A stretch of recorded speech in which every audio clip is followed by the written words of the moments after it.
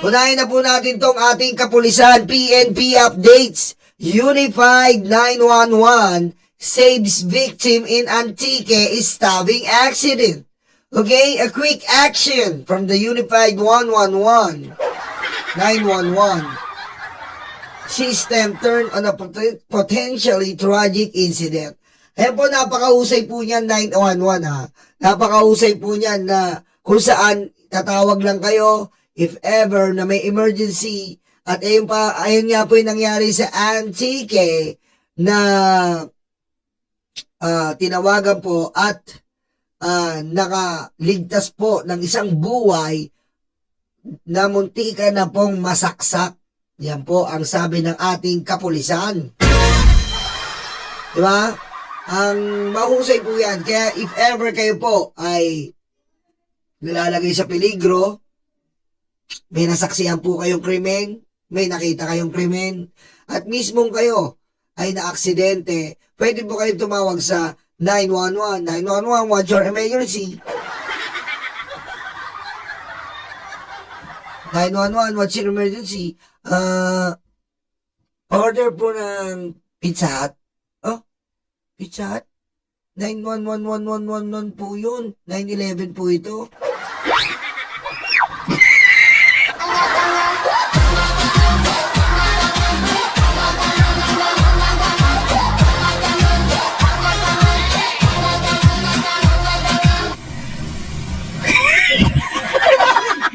Ayan ha, ayusin niyo po yung tawag niyo. Dami.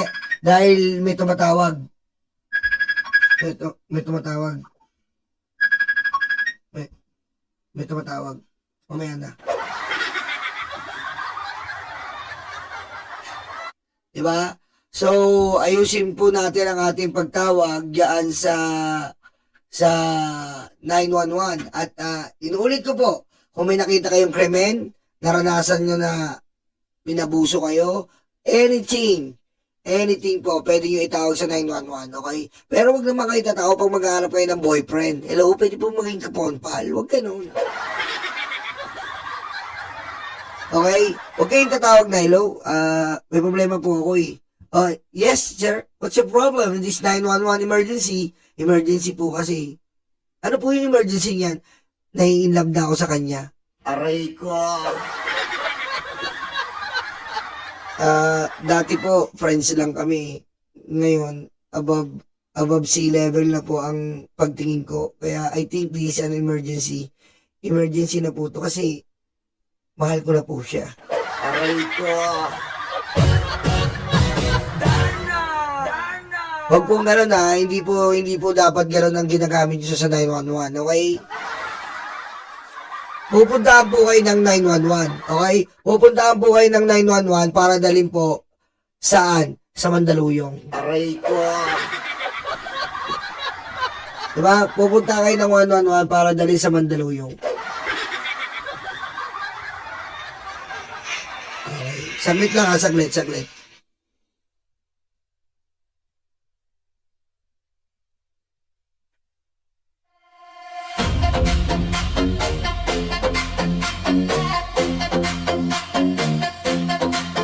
Takot na ang mga aso, dumarating ang mga kaso. Sila ay sinusundo na, dadalhin sa tatay nila. Aray warando, takbo na bato, takbo na bato, takbo na bato. Aray warando, bakit na bongo, bakit na bongo, bakit na bongo. Aray warando, takbo na bato, takbo na bato, takbo na bato. Aray warando, bakit na bongo, bakit na bongo. Okay po, iwasan po natin yan dahil dadalhin po tayo ng 911 sa Mandaluyong, ika nga natin. Okay? Kaya po, tas tumako naman po tayo dito, idagdag na po natin to. PNP updates na naman po ang ating pong kapulisan na SWAT. Ayan, palakpakan natin.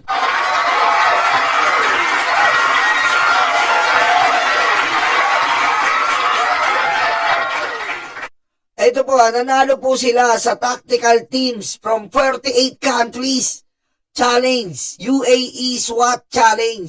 Ito po ay kompetisyon ng mga magagaling na mga SWAT sa halos buong mundo. 48 countries po. Number 14 po tayo, 1-4. Ang ating PMP SWAT.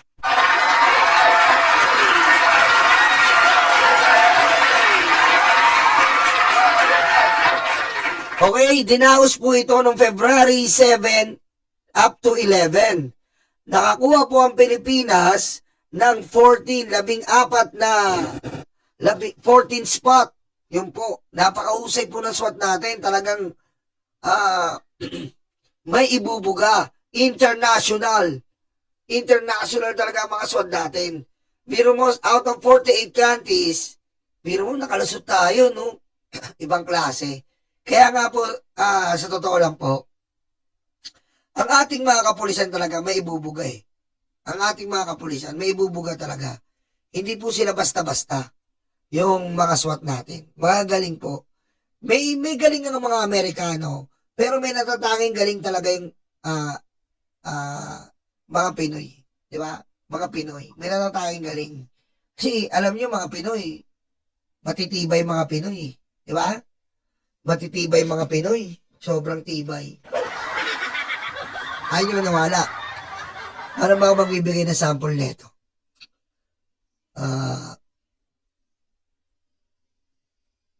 Halimbawa, ganito. Tingnan nyo. Sa Amerikano, isang Amerikano, naglabay isang Amerikano, isang Pinoy. Sabi nung, yung Amerikano, naglalakad siya. Putik yung Amerikano. Nabagsakan ng rice cooker. Busap daw sila eh. Hey, Joe. Oh, the rice cooker fallen down in my head. Oh, really? What did you do, Joe? Sabi ng Pilipino. I go immediately to the hospital. That is American. Sabi ng Pilipino. Joe, that is no much. Why? The rice cooker falling in my head, then it is no much to your country. Why? It's better to go to the hospital. No, in our country, when the rice cooker fall to your head, you just go here like that. Aray ko. Pagaling mo si BBM. No joke.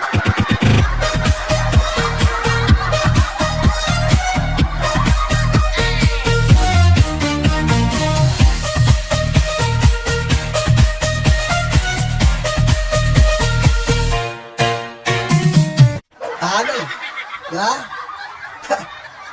Talo yung Amerikano. Tayo mga Pilipino, pag may nabagsakan sa atin, gaganon lang tayo, di ba? Oh.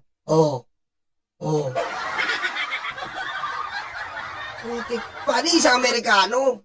Isa pa.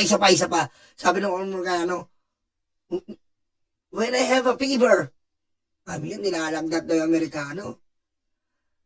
Yung pamanuan daw ng nasa ospital daw kagad sila, alagang-alaga. Sabi nung Pilipino, wala yan sa Pilipino. Royal lang. Umiinom lang kami ng Royal. Wala nang lagnat. Aray ko. No much, no?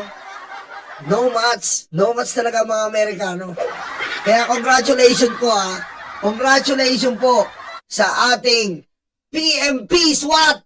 Number 14 tayo. Out of 48 countries, palakpakan!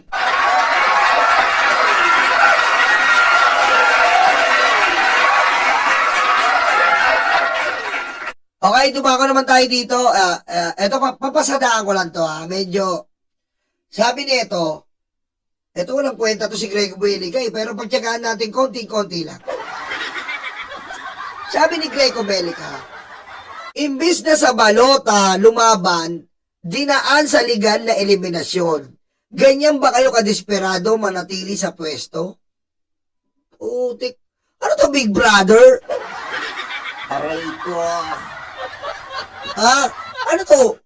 Tanga mo ba, Grego Bellica? Ano ba to, Big Brother? Ba to? Pumasok ka sa confession room. Elimination? Ano to, Big Brother? Yes, Big Brother. Ba to?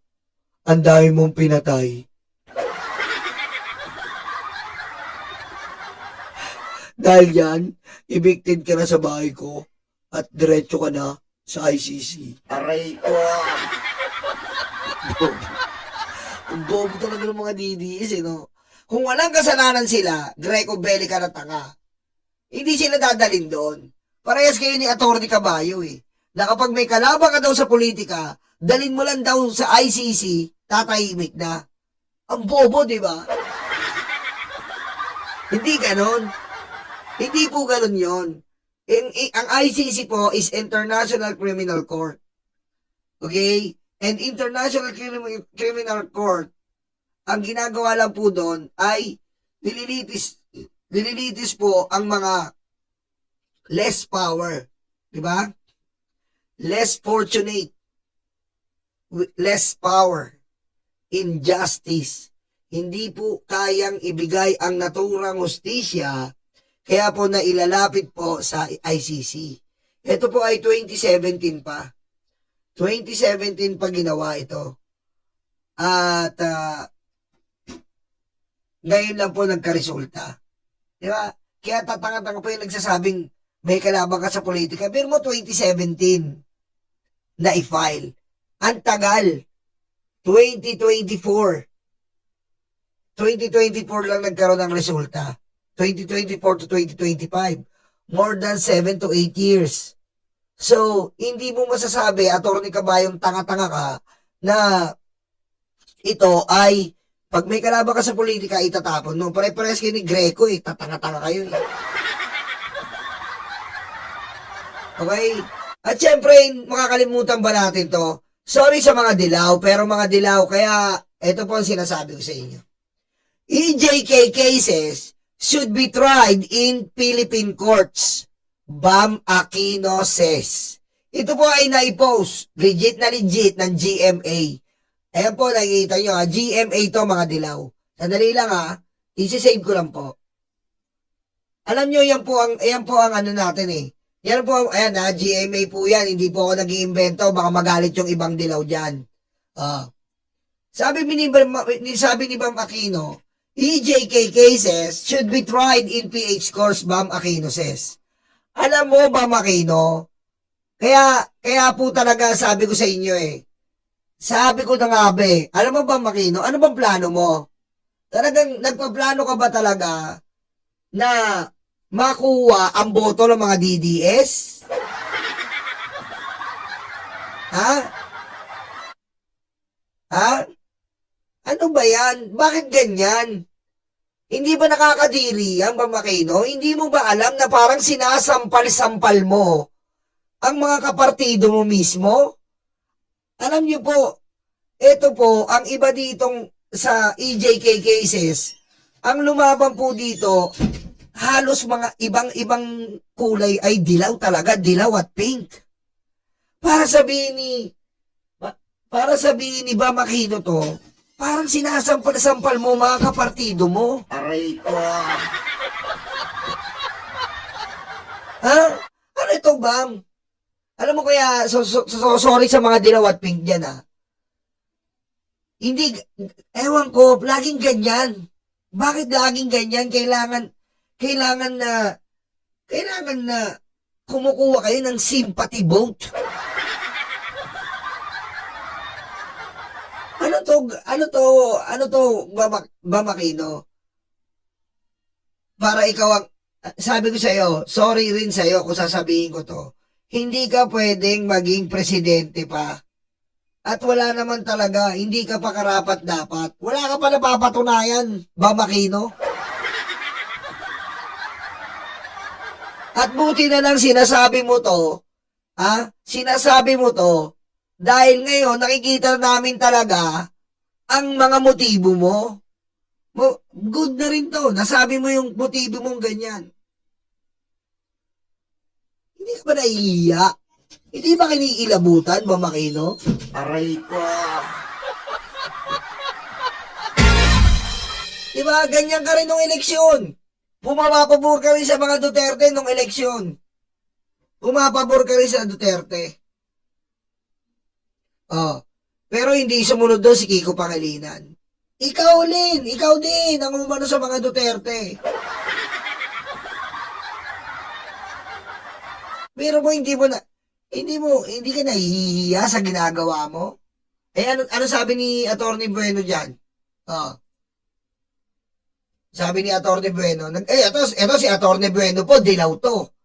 Si Atty. Bueno po, tandaan nyo, dilaw yan. Solid na dilaw yan si Atty. Bueno. Kung makikita nyo po si Atty. Bueno, bandera niyan, dilaw. Dilaw po yan. Sabi ni Atty. Bueno, Bam believes na hindi na kailangan pumunta sa Dahig, Netherlands, para makuha ng hustisya. May sapat tayong legal na tools para gawin ito. Rito, sabi niya. Ganun ba, Bam? Since 2016 till now, meron bang nakulong na high-level architect ng war on drugs? Aray ko. Alam mo ba, Makino? Ha? Alam mo ba, Makino? Nakakahiya eh. Nakakahiya tong ano mo. Obvious na bumabalimbing ka eh. Alam mo yun, the fact na you are saying, ayan na naman ako. Okay? The fact that you are saying that the ICC or the EJK rather, victims must be investigated here in our country. But what happened? Huh? What happened? Nothing. Because in our justice system, it's so very, very slow. Okay? From the past 9 years ahead, 2016 to 2025, is there someone who have been liable to the war on drugs? Nothing. Huh? None. Nothing. None.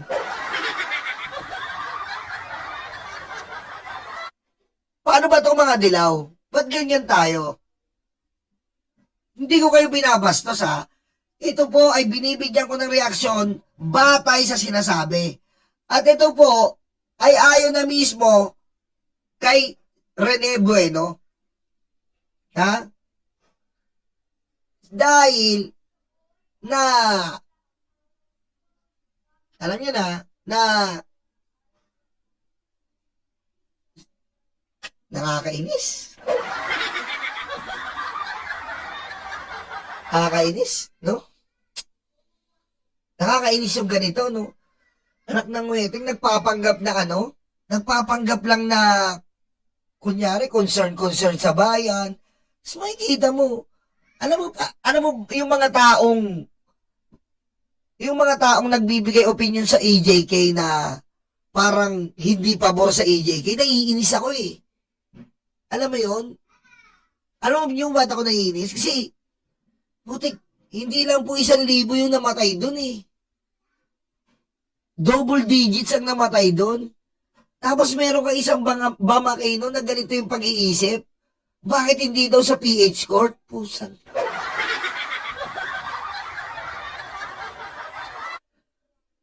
Alam mo ba, Bamakino? Tama oh, si Ma'am Jem Baraka oh. Para kang prutas na balimbing tsaka mangga. Patayin mo si BBM. No joke.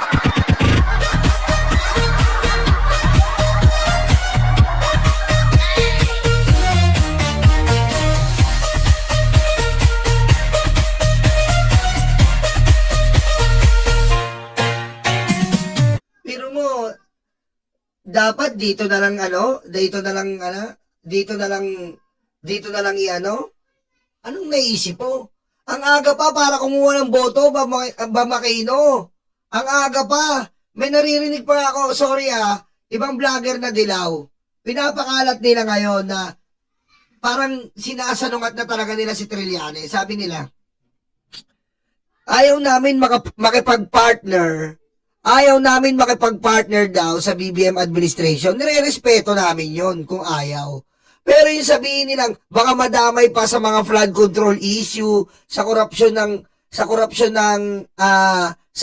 daw ng Marcos administration. Ayan tayo eh. Ayan po talaga tayo eh. Yan ang nangyayari ngayon sa atin eh. Oh, kaya na naman yung mga dilaw. Magmamatigas na naman sila. Yung mga ibang leaders nila, openly sinasabi na, wag natin, hindi malakas si Sara. Lalakas si Sara pag maraming tatakbo. Hindi nyo ba nagigets yun? Hindi, yung ibang dilaw, nagmamayabang na naman sila. Nagmamayabang na naman sila. Dapat hindi na talaga sumama, ganyan-ganyan. Kailangan may standard bearer lang na isang dilaw. Kung ayaw ng admin, kung ayaw daw ng admin, suportahan na lang daw po ang dilaw. Pero yung partnership, malabo daw yon. Ano? Anong sabi nyo? Nasa administrasyon si BBM, wala siya pipiliin para sa dilaw? Aray ko. Seryoso kayo? Ibig sabihin daw, okay lang daw, wag na mag-appoint si BBM ng candidate, then, sumuporta na lang daw sa dilaw. Anong klaseng mindset yan? Aray ko. Diba? Ang gawin natin, tama yung plano ni Sentry. Oh, si Sara lang ang tatakbo, administration dilaw ang tatakbo. Tapos, labanan. Oh, yun. Yun talaga. Ngayon, kung may ilalaban dyan na iba, may papatakbuhin dyan, siyempre, may papatakbuhin sila Sara dyan. Pabayaan nyo sila. Pero sa administration, sa dilaw, wag na wag tayong maghahati. Kung ayaw nyong maupo ang mga demonyo. Totoo yung sinasabi ni Sentry. Oh. Tapos gusto na naman ng mga dilaw. Meron pa binanggit. Sino ba to? Si Abaya ba to? Abaya ba yun? Dating ba to? Dating executive secretary ba ni Pinoy yun? Sino ba yun? Sino ba yun? Basta yun. Yung kalbo, sino ba to? Basta yun. Yun na lang.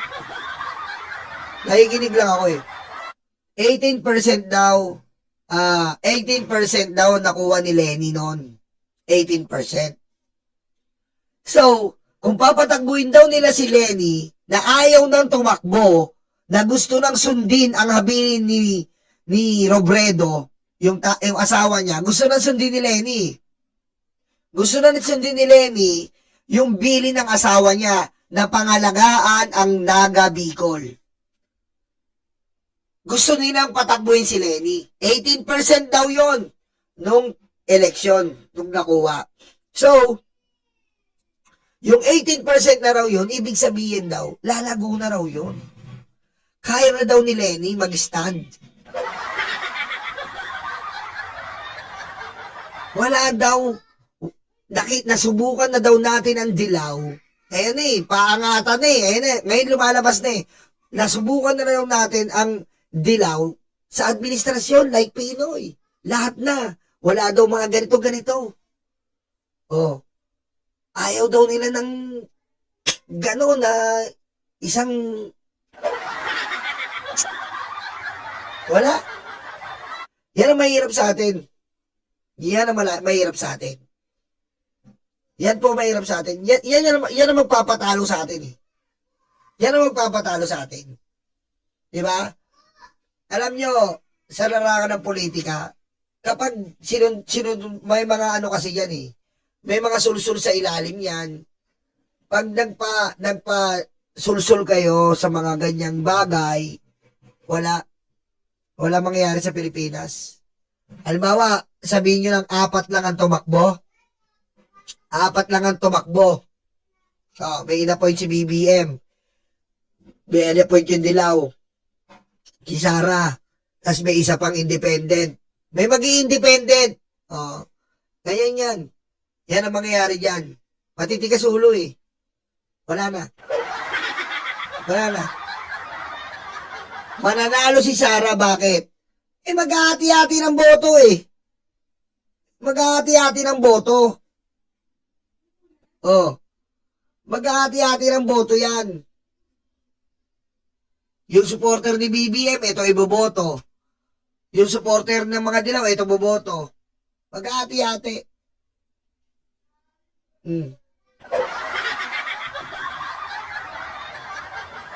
Subukan mo 2 lang.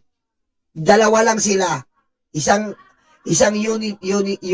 unified na Unipink at si Sara lang. Tambak yan. Hindi makakaporma yan. Tambak yan. Sabi ko sa inyo, tambak yan. Di ba? Ay, nako, Bam Aquino, wag ka mangarap, malayo ka pa. Wala ka pa napapatunayan dito, Bam.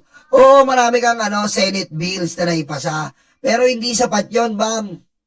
Hindi sapat yon. Lagi ka nagbabago-bago ng timpla. Ako, para sa akin, Ma'am Lorna Matipo, tama ka dyan. Ako, Risa Ontiveros ako eh. Hindi, if ever lang, napupusuan ko, Risa. Yan ang mga napupusuan ko. Kung ano nga lang eh, kung Sigibo. Eh, yan ang mga napupusuan ko, yung talagang napupusuan ko eh. Kung maabot ni Biko, syempre Biko. Diba? Ay, nako. Ay, Bam Aquino. Kayari sa'yo. Alam nyo, tignan nyo, tayo, Ma'am Jem Barakaw, Mami Jem Barakaw, tayo, pula tayo. Bongbong tayo eh. Pero nasasabi natin, si Risa okay. Pero yung mga Dilaw, hindi nila masabi na malupit si Bongbong Marcos. Yung iba dyan, malupit si Bongbong Marcos, sinuportahan yung EJK, sinuportahan yung anti-dynasty law. Mga salbahe.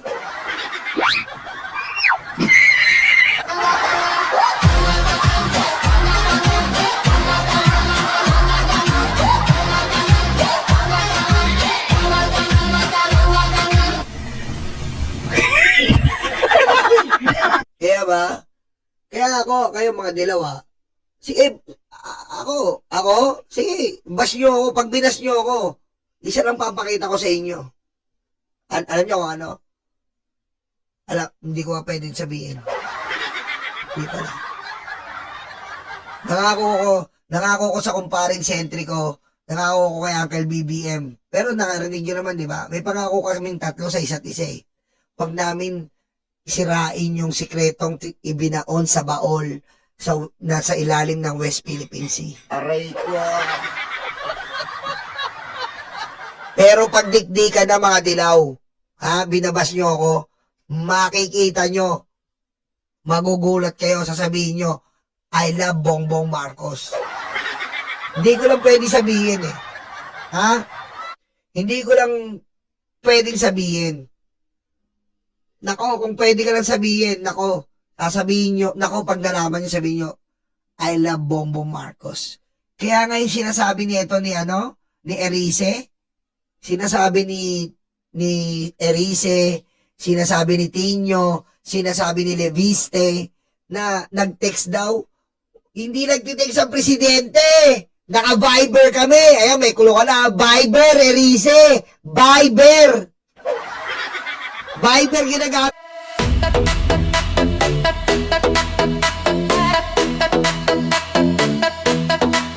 Takot na ang mga aso, dumarating ang mga kaso.